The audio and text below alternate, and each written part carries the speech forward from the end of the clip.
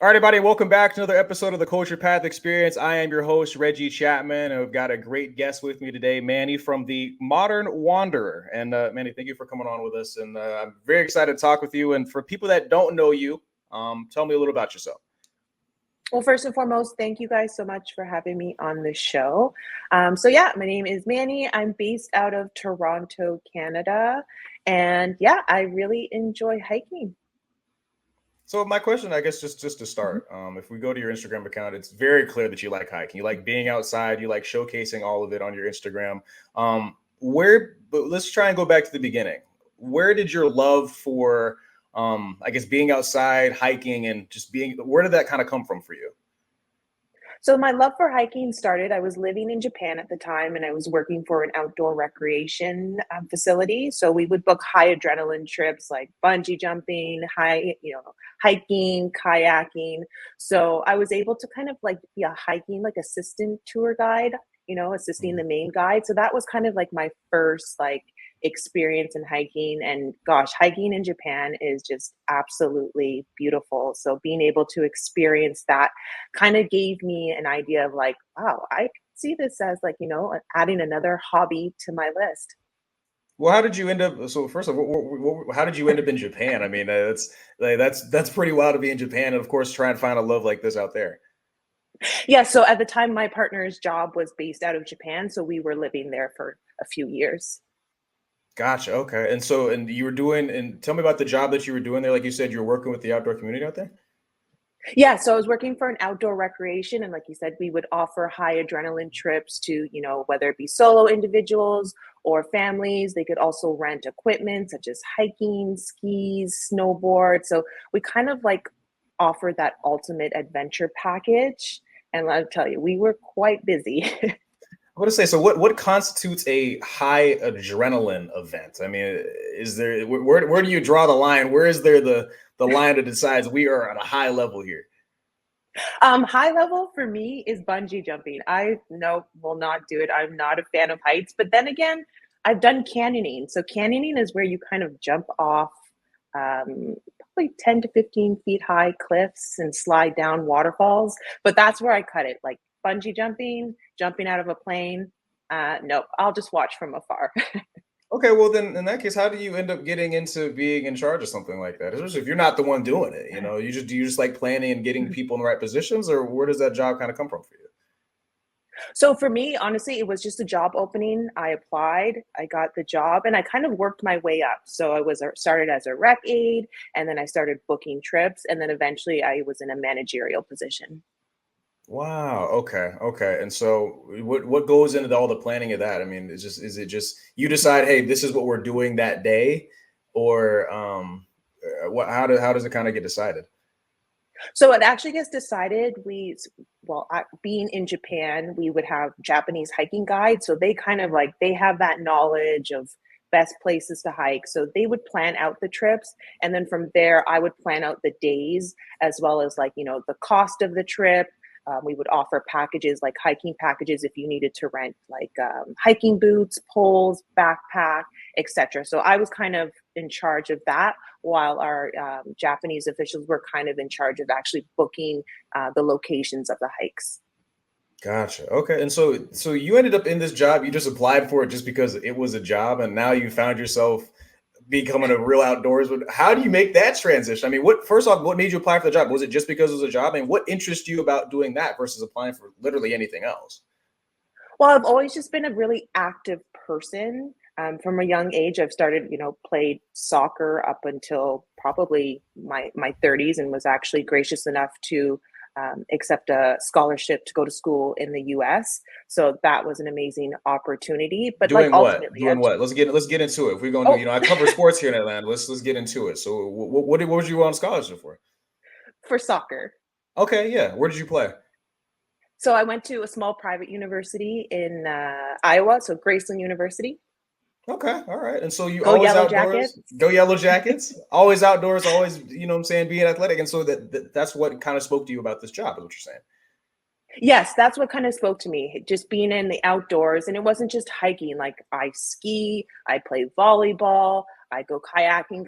I'm kind of like that full circle. Some people do think I'm quite crazy, but like I said, just being active is kind of in my blood. So when I saw this job opening, I was just like, you know what? I better jump on this. This would be a great opportunity, not just for myself, but to also explore what Japan has to offer. What was the process like for you becoming a hiker? Like you said, this is you noticed that the community out there's plenty of spots where you can go. You're doing them anyway. But what spoke to you that you decided, you know what, I'm really going to do this. I'm going to start posting on Instagram about it. What speaks to you so much about hiking? So what really speaks to me about hiking, and it actually started during COVID. So we were in lockdown. I wasn't able to play soccer, so I had to kind of find an alternative. And I'm not going to lie, a lot of us weren't in a really good mental state during COVID. I was dealing So with depression and anxiety. So I would start just walking in my neighborhood. And that kind of grew into, okay, oh, let's find another walking path. And like I said, Toronto's got a lot of beautiful hidden gems when it comes to recreational trails. And then that kind of grew to, okay, let's explore outside Toronto. So just an hour outside of Toronto in the city of Hamilton, they have over 100 waterfalls. So I was doing my research and I was like, I really want to check this out. So, I made a list of the waterfalls and the hiking trails that I wanted to, explore. And that kind of just like, that's just where it started. And once I made that list, I was like, I'm hooked. Okay. Okay. When's the next free weekend? Let's go.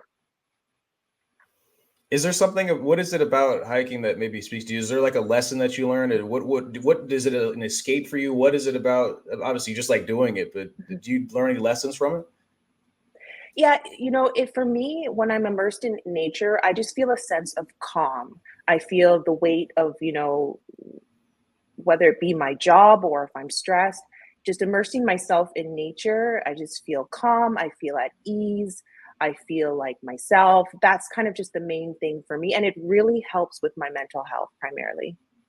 Are there any has there any many moments where because obviously, like you said, free mental health makes things way easier. You get a chance to like go outside. But has there any been any close calls and any moments where you're like, this is maybe the edge of like what I should and shouldn't be doing? Yeah, there was a few weeks back. I was exploring a waterfall, and I kind of wanted to, take some shots at the bottom of the waterfall, and it was quite, a downhill trek. And at one point, I was like, you know what? Probably best for me to turn back because once I'm down there, I don't know if I can get back up, and it's just me. So sometimes I kind of, as eager as I am to explore, I always also have to remind myself that you have to be safe in these situations. Where do you try to find that balance of, this is the line that I won't cross? Because obviously, if you're an athlete, because you're an athlete, you were an athlete, and I'm sure you're competitive. You're always trying to just take the next step and just be better. But how do you kind of stop yourself from going over that line? How I stop myself, I tell myself that I have to go to work on a Monday, right? So I can't I can't afford to get hurt or I can't afford to go missing. So that's just a reminder for me. And yeah, I just think ultimately just, as beautiful as nature is, you just have to be really safe. And sometimes it's not worth that one beautiful shot because you don't want to put yourself in a situation that could have long-term effects. Your Instagram, the Modern Wanderer, where does that name kind of come from for you? And what does your Instagram account mean to you? Because you obviously use it to showcase everything that you're doing. The name and why did you do it? For me, it's a mix of mental health and just someone who's authentic. For me, just I'm a modern hiker. I don't have the latest gear. I kind of I do my research. I hike in yoga pants. I don't have the latest and greatest, hiking accessories. I kind of do with what I got, and I just like I said, it's modern day. I don't fit a certain mold. I am myself. I am authentic, and I just like to wander and discover new places. Why do you think it's important to showcase that as a hiker? Because you go on Instagram and Mhm, obviously a lot of people just try to show you the biggest and the best. And like mhm. for you, is it important to showcase to people that you really don't need much? You can kind of just get out there and go explore. And as long as you kind of know what you're doing a little bit, just go out and do it. Absolutely. I feel I want to promote that, you can go and do these things without judged or like I said, having to fit a certain mold and just be authentic in it. And, just I hope that, with social media, and I have experiences just creating like a community of support, whether you go solo hiking, whether you go group hiking, doesn't matter what color you are or what gear you have. I just want it to be inclusive for all. Gotcha. So I guess with the Instagram account, do you have like a certain way that you like portraying it? Do you have like a certain style that you like to do? Yes, and I think my style kind of goes, like I said, braids and shades. You don't see too many women looking like me on the hiking trails here, and I can only speak for where I am. So I kind of want to, promote that, women of color to get out and explore nature. There's so many beautiful places out there, and I would love to see more people of color explore that and not feel like, the outdoors isn't meant for people of color. Yeah, see, and that was gonna be my next question because oftentimes for some people it feels like that. So that's why it's important for people like you to be able to go out and just kind of break down that wall. I mean, do you have any tips for if somebody was just trying to get into it, they hear your story about how fun it is out there, if they want to just kind of get started? Yeah, I think my first tip is I'm a huge fan of the library. Shout out to Toronto Public Library. I will go there and I will take out books about waterfalls, history of trails. So I think that's a really good starting point. Google, as well as Instagram. I think here in Canada, as well as in the U.S. and even globally, like I join, I follow some other influencers, and I take their tips and their feedback, and I kind of just cater it to myself, and plan out my future trips. Why do you think it's important for more people of color to get into this type of deal? Because, like you said, for a long time, for some people, they feel like it's just maybe it's something that white people just like doing. When in reality, there's a lot of people that look like us that do it. They just need to find their place. Exactly. I think we just need to change the narrative on that, and like I said, nature is inclusive. And regardless of what you look like or what, like going back to what gear, just go out in nature. Who cares if people are going to judge you? It's for you, it's for your own mental, whether it be for mental or you're an active person. Just go out there and enjoy yourself. And like, we live on a beautiful planet that has so many beautiful places to explore. Get out there and explore. What I really like about your Instagram account is you showcase the seasons because it's not just you going hiking in the summertime, but you're also out there in the snow and you're here, there, and everywhere. I mean, do you prefer the hot, the cold? I mean, what's kind of better for you? Because that feels like it's always a debate every time of year that we get to about the You hot know what? summer. It's so funny. So I was born in the Caribbean, and my grandparents would probably roll in the grave once I answer this question. I actually prefer hiking in the cold. And yes, some people are going Wow. to think I'm crazy, but you know what? You plan for the times. You dress warm, and some of the prime reasons why I like to hike during the winter is there's no bugs. There's not a Mm. lot of people on the trail, and let me tell you, those waterfalls look absolutely gorgeous in the wintertime. Wow. Okay. Okay. Hey, look, if I can be convinced, but how do you not get too cold? Because like me, I'm a warm weather person. I don't like being in the cold. I mean, it's just how do you prepare for that? You know what I mean? You dress in layers, like it's Okay. layers is very key. A good pair of gloves, a good pair, like sorry, we call it a toque in here in Canada. Um, some good earmuffs. Like I said, just plan ahead, dress warm, and layers are key. It's interesting. You also have a post on your Instagram account where you're trying to take advantage of the use of like AI, which is like so interesting to think about the fact that you've got AI, but you're doing this outdoor thing. Where do you think the connection can be for using AI, but also being outside? I think AI, like I've done it myself. I've, put in prompts of like, help me, plan out a trip, or what gear do I need for XYZ. So I think AI really kind of helps in those types of situations. And I think it's really cool, like, like I play around with it and just the prompts and just how I came up with that image. And I thought that was really cool and kind of like helps you establish your own brand. Right, using the AI and that whole. I mean, that's where did you kind of come up with that idea? It just came to you one day, or how do you kind of get into that? Well, I do work in the tech industry, and I was introduced to That'll Chat do it. GPT there and the prompts, and I was like, let me play around with this. I think this is something that can really benefit my, social media page. Do you have a background in social media, or are you just figuring it out as you go? I did a while back. I did take a course in digital marketing, so Okay. I do have some, but not quite extensive. Gotcha. Okay. So you're figuring it out as you go as well. Yes. So what do you think the future is for you and your account? Where do you kind of see it going? The future for my account, I'd love to explore more of Western Canada. I'd also like to, plan some trips down to the U.S, the West Coast. You guys have some beautiful like mountain ranges and hiking trails there. So that's kind of the next step there, and even just a few, maybe a future trip back to Japan, and actually climb Mount Fuji this time. Oh, so you never got a chance to do that. Uh, to be honest with you, Mount Fuji was I wasn't prepared for Mount Fuji.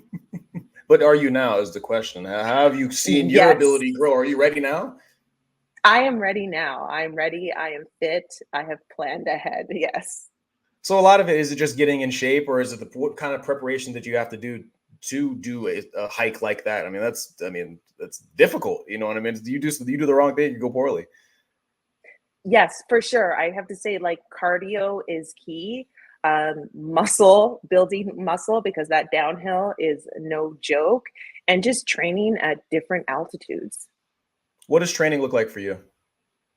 Training for me is a lot of walking. I do play a lot of tennis, beach volleyball. Like I said, I'm always moving. I'm always either, whether it be, like I said, running, walking, playing some sort of sports, or just doing like a hit workout. Gotcha. Just getting it in where you can, huh? Yes.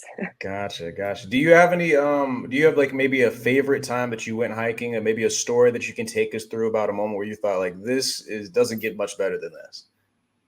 Yes, last fall I ventured out to Banff and I was able to visit Lake Moraine and Banff, and it's just absolutely beautiful out there. Like, the Canadian Rockies never disappoints. And you have to understand where I am here in Toronto, it's quite flat. We do have some mountains, but Western Canada is the real deal. Like, just seeing those snow-capped mountains, seeing bears and elk just, driving along the highway, or just being able to immerse myself at Lake Moraine. You can literally just stand in front of the water and it's just so crystal clear and like green.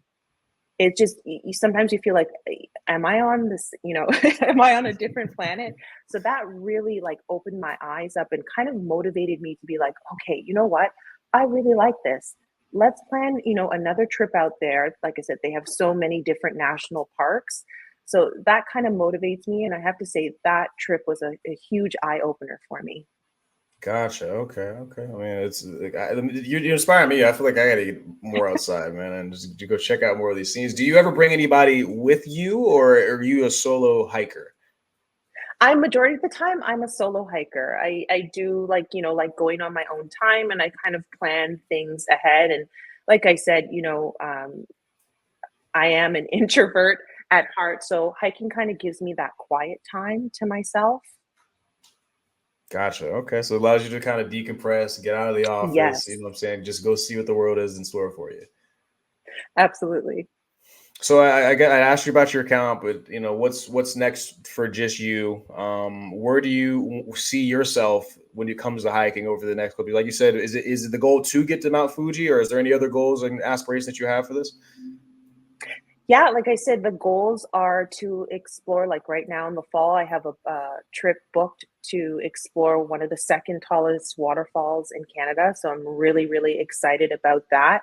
And after that, I'm hoping to do some hiking out on the um, Washington State. There's a lot of beautiful trails out there. So just like I said, keep adding to my list of places that I'd love to, explore, and just go from there. And I think ultimately my message um, is, within the Black community, mental health is a taboo subject, and I'd like to change that. And I'd like to change that with nature.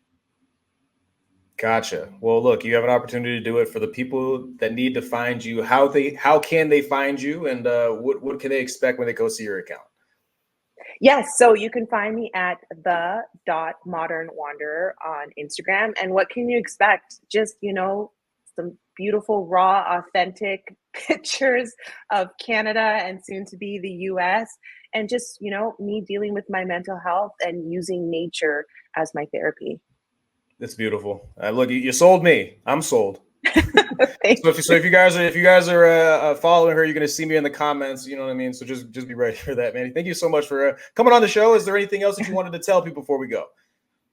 No, thank you so much for having me. And like I said, everybody get out there and explore. We live on a beautiful planet that offers so much beauty in nature. So get out and explore and be active. We'll do. We'll do. Thank you very much for your time. Appreciate it. Thank you so much, Reggie. And awkward pause done. All right.